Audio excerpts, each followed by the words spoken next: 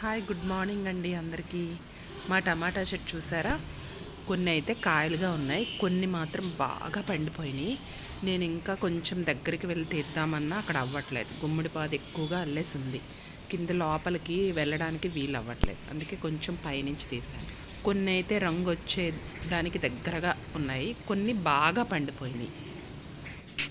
నా వీడియో మీకు నచ్చినట్టయితే తప్పకుండా ఓ లైక్ చేసి సబ్స్క్రైబ్ చేయండి. ఓకేనా? Thank you friends.